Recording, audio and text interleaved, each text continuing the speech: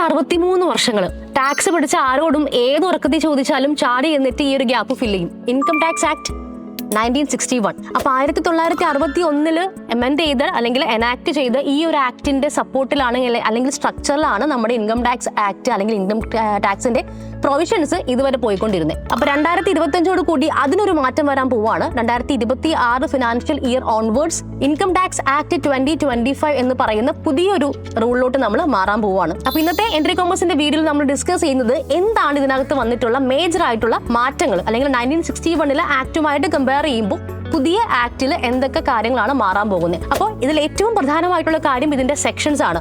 മുന്നേ 819 കൂടുതൽ സെക്ഷൻസ് ഉണ്ടായിരുന്ന വലിയ ഒരു ആക്ട് ആയിരുന്നു ഇൻകം ടാക്സ് എന്ന് പറയുന്നത്. ഏറ്റവും കൂടുതൽ മനസ്സിലാക്കാനായിട്ട് ബുദ്ധിമുട്ടുണ്ട് എന്ന് എക്സ്പേർട്സ് പോലും പറഞ്ഞിരിക്കുന്ന ഒരു സബ്ജക്റ്റ് ആണ് ഇൻകം ടാക്സ്. കാരണം ഇത്രയധികം സെക്ഷൻസും കാര്യങ്ങളും ഉള്ളതുകൊണ്ട് തന്നെ ഒരു ടാക്സ് പഠിച്ച ആൾക്കല്ലാതെ ഇത് കംപ്ലീറ്റ് ആയിട്ട് മനസ്സിലാക്കാനായിട്ട് ബുദ്ധിമുട്ടായിരുന്നു.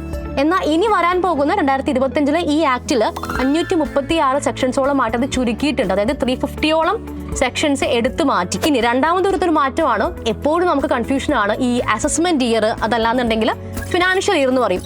ഫിനാൻഷ്യൽ ഇയർ ഒന്ന്, അസസ്മെന്റ് ഇയർ വേറെ ഒന്ന്, ഇനി ടാക്സ് കൊടുക്കുന്നത് വേറൊരു വർഷം. അപ്പൊ ഇങ്ങനെ 3 കാറ്റഗറി ആയിട്ടാണ് ഇതിന്റെ ഇയറുകൾ കിടക്കുന്നത്. അപ്പൊ അതൊക്കെ എടുത്ത് മാറ്റിയിട്ട് ഒരൊറ്റ ടാക്സ് ഇയർ ഏപ്രിൽ 1 സ്റ്റാർട്ട് ചെയ്യുന്ന 12 മാസങ്ങൾ എന്ന രീതിയിൽ ടാക്സ് ഇയർ എന്നൊരു കോൺസെപ്റ്റിലേക്ക് അത് ചുരുക്കിയിട്ടുണ്ട്. പലപ്പോഴും നമുക്ക് കൺഫ്യൂഷൻസ് വരുന്നത് ഈ ഒരു കാര്യത്തിലാണ്. ഏതാണ് അസസ്മെന്റ് ഇയർ, ഏതാണ് ഫിനാൻഷ്യൽ ഇയർ, ഇങ്ങനെയുള്ള അൺവാണ്ടഡ് ആയിട്ടുള്ള ടേംസും ടെർമിനോളജീസും ഒക്കെ ഇതിനകത്ത് ഉണ്ടായിരുന്നു പഴയതിൽ. അപ്പൊ ഇനി മുതൽ അതിന്റെ യൂസേജ് കുറയും. അടുത്ത പ്രധാന മാറ്റമാണ് എല്ലാ കാര്യങ്ങൾക്കും കൂടെ ഒറ്റ സെക്ഷൻ എന്ന് വെച്ച് കഴിഞ്ഞാൽ ഇപ്പോൾ ഫോർ എക്സാമ്പിൾ ഇപ്പോൾ TDSുമായി ബന്ധപ്പെട്ട കാര്യങ്ങൾക്ക് വേണ്ടിയിട്ട് ഒരൊറ്റ മെയിൻ കാറ്റഗറി. ഇപ്പോൾ അങ്ങനെയല്ല, നമുക്ക് പല ഫോമുകൾ പല സെഗ്മെന്റിലായിട്ട് TDSന്റെ കാര്യങ്ങൾ ഫില്ല് ചെയ്യേണ്ടതായിട്ട് വരുന്നുണ്ട് ഫോമുകളിൽ. അപ്പോൾ ഇനിയുള്ള പുതിയ ആക്ടിലോട്ട് വരുമ്പോൾ അതിന്റെ പ്രധാന ഒരു മാറ്റം ഇതാണ്. ഇങ്ങനെയുള്ള സ്കാറ്റേർഡ് ആയിട്ട് കിടക്കുന്ന പ്രൊവിഷൻസിനെ എല്ലാം കൂടെ ഒരൊറ്റ ഹെഡിലോട്ട് മാറ്റുന്നുണ്ട്. അപ്പോൾ അത് കുറച്ചും കൂടെ സിംപ്ലിഫൈഡ് ആയിട്ട് മാറുകയാണ് നമ്മൾ ഈ പറയുന്ന കാര്യങ്ങളും അല്ലെങ്കിൽ അതിന്റെ സെക്ഷൻസും പ്രൊവിഷൻസും ഒക്കെ. അടുത്തൊരു പ്രധാന കാര്യമാണ് ഫോമുകൾ. ഇപ്പോൾ ITR ഫോം 1, 2 എന്നൊക്കെ പറഞ്ഞിട്ട് അല്ലെങ്കിൽ അതിൽ തന്നെ പല സബ്സെക്ഷൻസ് ആയിട്ട് ഒരുപാട് ഫോമുകളുണ്ട്. അപ്പോൾ ഈ ഫോമുകളൊക്കെ തന്നെ ഇനി അതിന്റെ മെയിൻ ആയിട്ടുള്ള കാര്യത്തിനെ ബേസ് ചെയ്തിട്ട് മാത്രമായിരിക്കും അവൈലബിൾ ആയിരിക്കും. അപ്പോൾ നമുക്ക് കുറച്ചും കൂടി ഈസി ആയിട്ട് അത് ഫില്ല് ചെയ്യാൻ പറ്റും. എസ്പെഷ്യലി ഒരു ലേമാൻസ് പോയിന്റ് ഓഫ് വ്യൂവിൽ ചിന്തിക്കുമ്പോൾ നമുക്ക് ഒറ്റയ്ക്കൊക്കെ നിങ്ങൾ ഫയൽ ചെയ്യുന്നുണ്ടെങ്കിൽ കുറച്ചും കൂടി ഈസി ആയിട്ട് കാര്യങ്ങൾ മനസ്സിലാക്കാൻ പറ്റും. അതുപോലെ തന്നെ പല ഫോമുകളിലും പ്രീ ഫിൽഡ് ആയിട്ടുള്ള ഡാറ്റ കിട്ടും. ഇപ്പോൾ നമ്മൾ വൺസ് ITR ലോഗിൻ ചെയ്ത് സൈൻ ഇൻ ചെയ്ത് കഴിഞ്ഞാൽ നിങ്ങൾ കൊടുക്കുന്ന ചില സ്റ്റാൻഡേർഡ് ആയിട്ടുള്ള കാര്യങ്ങളുണ്ടല്ലോ, അത് ഇതിനകത്ത് എപ്പോഴും പ്രീ ഫിൽഡ് ആയിരിക്കും. എഗെയിൻ നമ്മൾ വീണ്ടും അത് ഫില്ല് ചെയ്യേണ്ട വരുന്നില്ല. അതുപോലെ മറ്റൊരു പ്രധാനപ്പെട്ട കാര്യമാണ് ഇൻകം ടാക്സ് നോട്ടീസുകൾ ഇനി കുറയും. എന്ന് വെച്ചാൽ നമുക്കുള്ള ടാക്സ് ബേർഡൻ അല്ലെങ്കിൽ നമ്മൾ ടാക്സിന്റെ ക്യാമറയിൽ നിന്ന് പുറത്തു പോയി എന്നുള്ളതൊന്നും അല്ല.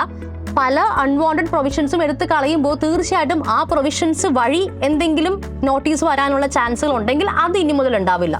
അപ്പൊ കുറച്ചും കൂടി കോംപ്ലക്സിറ്റി കുറയുന്നു, കുറച്ചും കൂടി സിമ്പിൾ ആയിട്ട് മാറുകയാണ്. അപ്പൊ നോട്ടീസുകൾ ചില അനാവശ്യമായിട്ടുള്ള കാര്യങ്ങൾക്ക് വേണ്ടി നോട്ടീസ് കൊടുക്കുന്നു, നമ്മൾ അതിന് റിട്ടേൺ അല്ലെങ്കിൽ ഈ പറയുന്ന ഒരു കംപ്ലൈന്റ് ഫയൽ ചെയ്ത് കഴിഞ്ഞാൽ ഒരു പക്ഷേ അത് ടാക്സ് പേയർക്ക് അനുകൂലമായിട്ട് മാറാറുണ്ട്. അപ്പൊ അതിനർത്ഥം പ്രൊവിഷൻസിൽ എന്തൊക്കെയോ ന്യൂനതകൾ ഉണ്ടെന്നുള്ളതാണ്. അപ്പൊ ഈ പറയുന്ന അൺവാണ്ടഡ് ആയിട്ടുള്ള പ്രൊവിഷൻസ് പലതും എടുത്ത് കളയുന്നുണ്ട്. അതുപോലെ നോട്ടീസുകളുടെ എണ്ണവും ഇനി മുതൽ കുറയും. പിന്നെ ഒരു പ്രധാന കാര്യമാണ് ഈ ക്ലറിക്കൽ മിസ്റ്റേക്കുകൾക്ക് നേരിട്ട് ഹാജരാകാൻ പറയുന്ന ഒരു കാര്യമുണ്ട് ഇപ്പോഴും. അപ്പൊ അത് പലപ്പോഴും ആളുകളെ സംബന്ധിച്ചും അതോറിറ്റിനെ സംബന്ധിച്ചും ബുദ്ധിമുട്ടാണ്. ഒരാളെ വിളിച്ചു വരുത്തി അയാൾക്ക് വേണ്ടി ടൈം സ്പെൻഡ് ചെയ്തിട്ട് കാര്യങ്ങൾക്ക് ഒരു ക്ലാരിറ്റി കൊടുക്കുക എന്ന് പറയുന്നത് ബുദ്ധിമുട്ടുണ്ട്. അപ്പൊ ഇനി മുതൽ ക്ലറിക്കൽ ആയിട്ടുള്ള അല്ലെങ്കിൽ സീരിയസ് അല്ലാത്ത ചില കാര്യങ്ങൾ നമുക്ക് ഓൺലൈൻ അസസ്മെന്റ്സും കാര്യങ്ങളൊക്കെ ആയിരിക്കും ഇനിയുള്ള ആക്ട് പ്രകാരം വരാൻ പോകുന്നത്. അപ്പൊ അതേപോലെ തന്നെ നമ്മുടെ വെർച്വൽ ഡിജിറ്റൽ അസറ്റ്സ്, ഇപ്പോൾ ഈ പറയുന്ന ക്രിപ്റ്റോ കറൻസി അല്ലെങ്കിൽ ഡിജിറ്റൽ അസറ്റുകളുടെ ഒക്കെ ആ ഒരു ഇൻകം ടാക്സിലേക്കുള്ള അതിന്റെ ഇൻക്ലൂഷൻ കുറച്ച് കൺഫ്യൂഷൻ ആണ്. പലതരം വ്യക്തമായിട്ടുള്ള പ്രൊവിഷൻസ് ഒന്നുമില്ല. അപ്പൊ ഈ പറയുന്ന 2025 പുതിയ ആക്ടിൽ ഇതിനൊക്കെ കൃത്യമായിട്ടുള്ള ക്ലാരിറ്റികളുണ്ട്. ഇതിനൊക്കെ കൃത്യമായ ടാക്സ് ഇംപ്ലിക്കേഷൻസും വരും. അപ്പോൾ ഇതിൽ നിന്നും ഇപ്പോൾ ക്രിപ്റ്റോ കറൻസി ആണെങ്കിലും അതല്ലാത്ത ഡിജിറ്റൽ അസറ്റുകളിൽ നിന്നും നമ്മൾ എന്തെങ്കിലുമൊക്കെ ബിസിനസ് ചെയ്യുകയോ ട്രേഡ് ചെയ്യുകയോ ചെയ്ത് പ്രോഫിറ്റോ ലോസോ ഒക്കെ വന്നു കഴിഞ്ഞാൽ അതിന് കൃത്യമായ പ്രൊവിഷൻസ് ഉണ്ട്, കൃത്യമായ രീതിയിൽ അതിനെ ടാക്സിന്റെ പരിധിയിലോട്ട് കൊണ്ടുവരുന്നുണ്ട്. അപ്പോൾ ഇത് ഏറ്റവും വലിയൊരു മാറ്റമാണ്. കാരണം ഇതുവരെയായിട്ടും ഇങ്ങനെയുള്ള അമെൻമെന്റ്സിനൊക്കെ ഒരു പരിധി ഉണ്ടായിരുന്നു. ഇപ്പം നമ്മുടെ ബേസിക് ആയിട്ടുള്ള 1961 ആക്ടിലോട്ട് കൂടുതൽ കാര്യങ്ങളൊന്നും ഇൻക്ലൂഡ് ചെയ്തിട്ടുണ്ടായിരുന്നില്ല. അപ്പോൾ ഇനി മുതൽ ഈ ഒരു കാര്യത്തിലും കുറച്ചും കൂടെ ഒരു ധാരണ ആളുകൾക്ക് കിട്ടും. അപ്പോൾ ഇത്രയാണ് പ്രധാനമായിട്ടും നമ്മൾ ലേമാൻസ് പെർസ്പെക്റ്റീവിൽ പുതിയ ആക്ടിൽ വരുന്ന കുറച്ചധികം വ്യത്യാസങ്ങളും കാര്യങ്ങളൊക്കെ. ഇതിൽ കൂടുതൽ മാറ്റങ്ങളുണ്ട്. അതൊക്കെ നമ്മുടെ ആ ഒരു ITR ഫയലിങ്ങുമായി ബന്ധപ്പെട്ട കാര്യങ്ങൾ, ഇപ്പോൾ ഡിഡക്ഷൻസ് അല്ലെങ്കിൽ അങ്ങനെയൊക്കെയുള്ള കാര്യങ്ങളിൽ കുറച്ചുകൂടി ഡീപ്പായിട്ടുള്ള മാറ്റങ്ങളാണ് വരാൻ പോകുന്നത്. അപ്പോൾ അത് നമ്മൾ എന്താണെന്നുണ്ടെങ്കിലും ഒരു സാധാരണ ആളെന്ന നിലയിൽ നമുക്ക് കൂടുതലായിട്ട് അതിനെപ്പറ്റി ആലോചിക്കേണ്ട കാര്യമില്ല. ബേസിക് ആയിട്ട് ITR ഫയൽ ചെയ്യുന്ന ഒരാളെ സംബന്ധിച്ച് ഇത്രയും മാറ്റങ്ങളൊക്കെ തന്നെ ഹാപ്പി ആക്കാൻ പറ്റുന്ന കാര്യങ്ങളാണ്. അപ്പോൾ എൻട്രി കൊമേഴ്സിന്റെ പേജിൽ മറ്റൊരു വീഡിയോ ആയിട്ട് നമുക്ക് വീണ്ടും കാണാം. താങ്ക്